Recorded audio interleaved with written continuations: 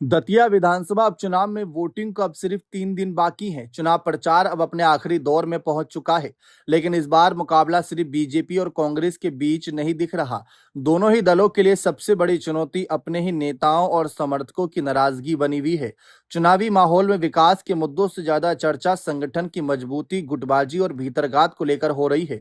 BJP से 6 बार विधायक रहे और पूर्व गृह मंत्री डॉक्टर नरोत्तम मिश्रा का टिकट काटकर संघ पृष्ठभूमि वाले आशुतोष तिवारी को उम्मीदवार बनाया गया। इसके बाद चुनाव की दिशा बदल गई। हालांकि नरोत्तम मिश्रा खुद चुनाव मैदान में नहीं है, लेकिन पूरा चुनाव अब भी उनके प्रभाव के आसपास घूम रहा है। बीजेपी की सभाओं में मुख्यमंत्री मोहन यादव, प्रदेश अध्यक्ष हेमंत खंडेलवाल और प्रत्याशी आशुतोष तिवारी लगातार ये संदेश दे रहे हैं कि चुनाव नरोत्तम मिश्रा के मार्गदर्शन में लड़ा जा रहा है। वहीं कांग्रेस टिकट कटने के बाद नरोत्तम समर्थकों की नाराजगी को अपने पक्ष में आने की उम्मीद कर रही है। कांग्रेस का मानना है कि बीजेपी के अंदर असंतोष का फायदा उसे मिल सकता है। हालांकि कांग्रेस में भी गुटबाजी की चुनौती बनी हुई है। पूर्व विधायक राजेंद्र भारती चुनाव प्रचार से दूरी बनाए हुए हैं। उन्होंने कांग्रेस कैंडिडेट घनश्याम सिंह के कुछ बयानों पर सवाल उठाकर पार्टी के लिए मुश्किलें बढ़ा दी। हाल ही में आपको बता दें कि भास्कर के हवाले दतिया में जातीय समीकरण भी चुनाव का अहम हिस्सा है। यहाँ करीब 2,20,000 मतदाता हैं। सबसे बड़ा वोट बैंक कुशवाहा समाज का है, जिसके करीब 40,000 वोटर हैं।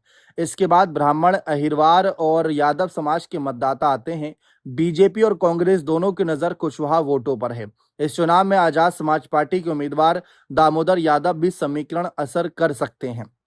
जानकार के अनुसार अगर आसपा एससी वोटों में सेंध लगाती है तो इसका असर कांग्रेस पर ज्यादा हो सकता है। कांग्रेस ने आसपा उम्मीदवार को बीजेपी की मदद करने वाला बताया। दतिया शहर के बाजारों में बीजेपी को बढ़त मिलती दिखाई दे रही है। व्यापारी सरकार के विकास कार्यों और भविष्य की योजनाओं को मुद्दा बता रहे हैं। वहीं ग्रामीण इलाकों में इरिगेशन स्कीम, किसानों की समस्याएं और स्थानीय विकास के मुद्दे ज्यादा अलरदार हैं। कुल मिलाकर अब देखना है कि 3 दिन बाद दतिया उपचुनाव में क्या होने जा रहा है। क्या बीजेपी बाजी पलट देगी या कांग्रेस अपनी इस सीट को वापस पा लेगी? देखना दिलचस्प रहेगा। आपको क्या लगता है? अपनी राय कमेंट सेक्शन में अवश्य दीजिएगा।